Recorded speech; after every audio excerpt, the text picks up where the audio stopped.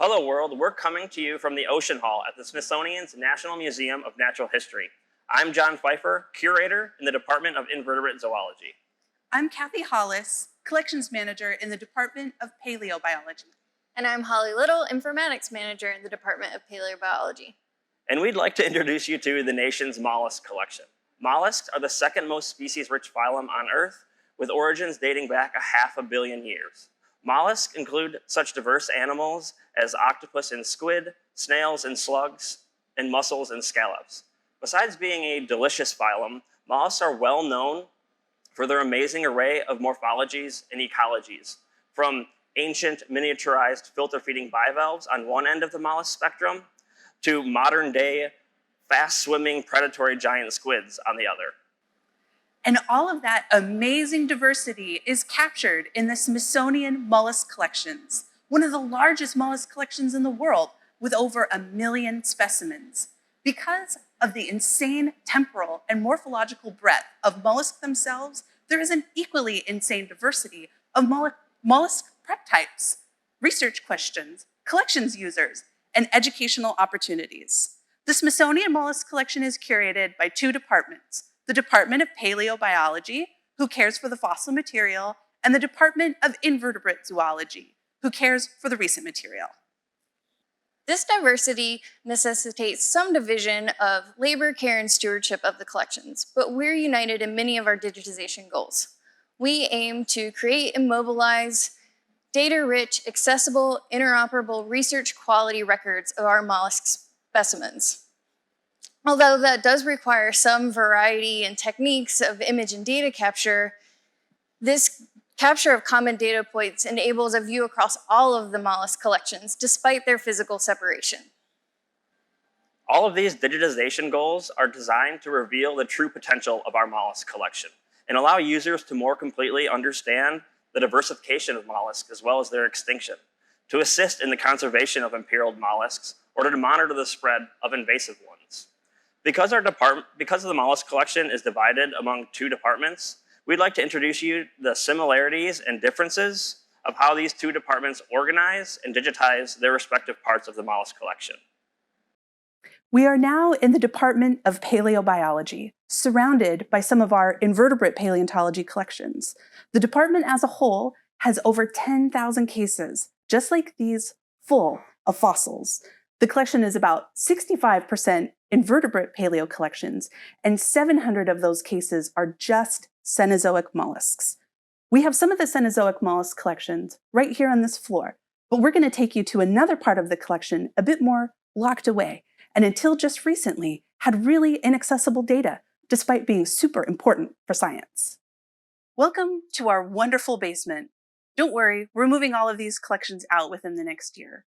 The 400 cases here in the basement are part of the Cenozoic mollusk stratigraphic collection. Stratigraphic collections are collections that come from the same locality and the same stratigraphic layers, or rock layers.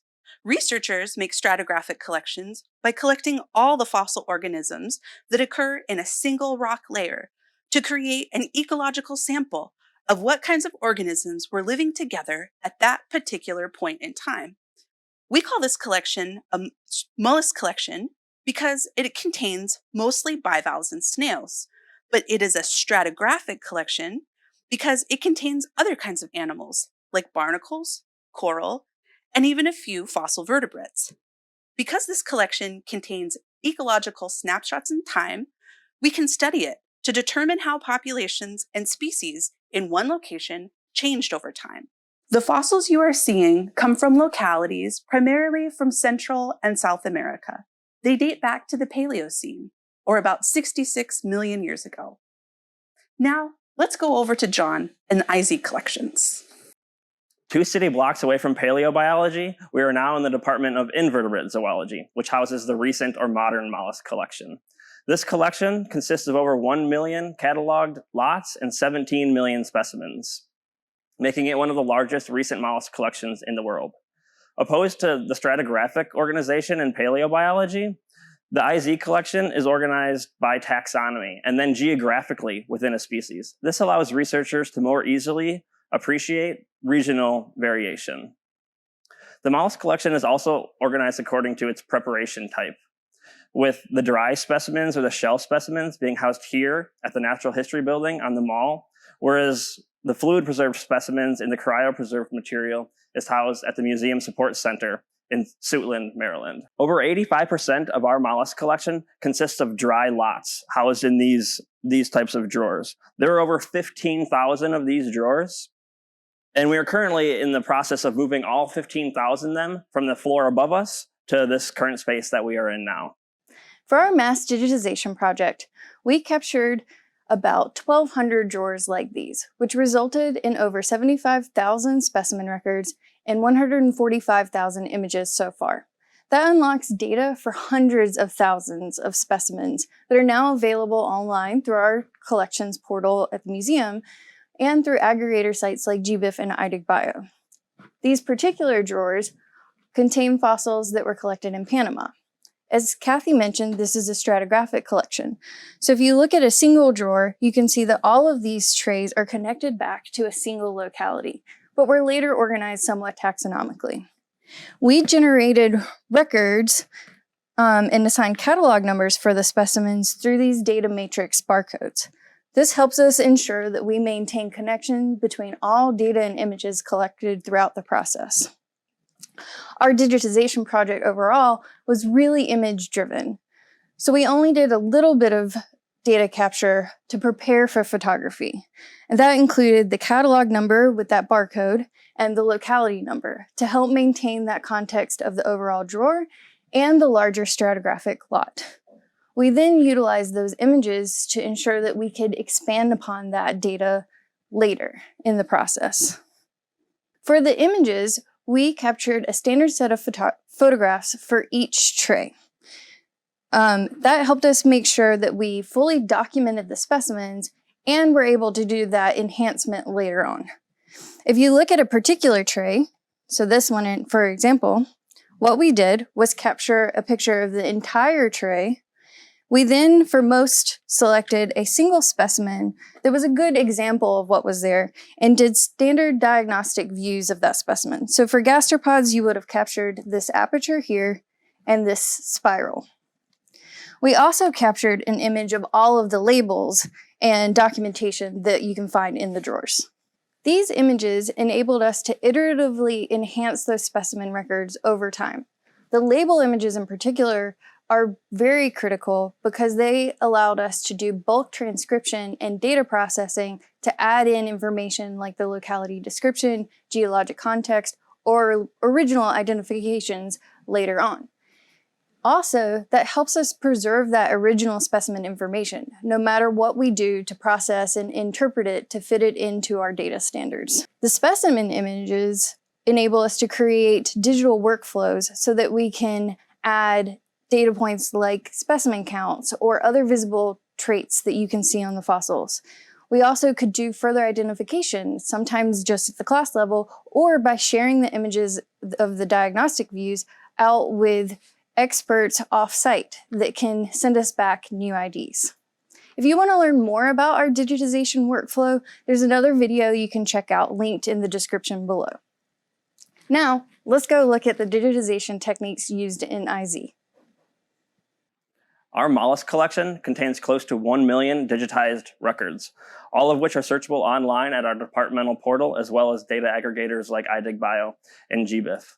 The vast majority of these digitized records, some 650,000 of them, were digitized as part of a 4-year project aimed at doing a comprehensive lot-by-lot inventory of our dry mollusk collection. This inventory included skeletal data capture of the textual information associated with each lot and included catalog number, identification, locality, collector, and date, as well as its physical location in the collection.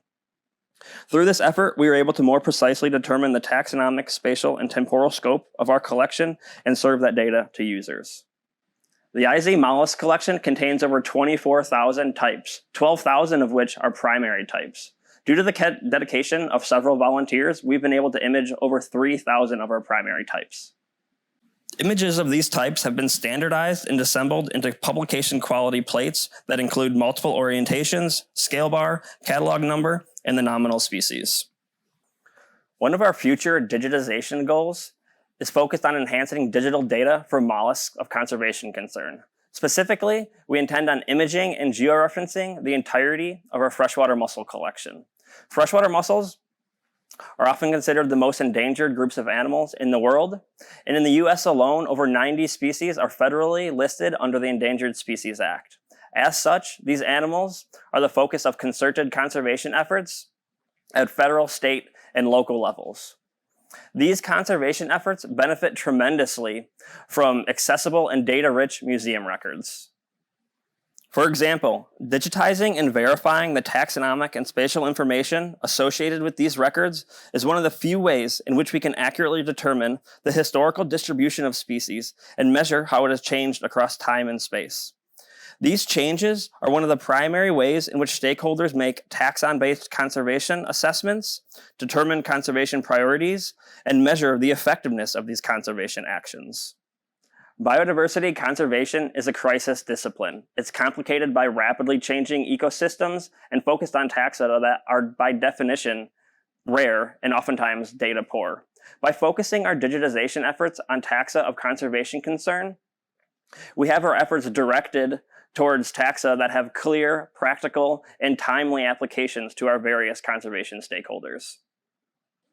When you're here in the exhibits, you only see this much of the collection, but through digitization, we can unlock all of that stuff behind the scenes and beyond the shell.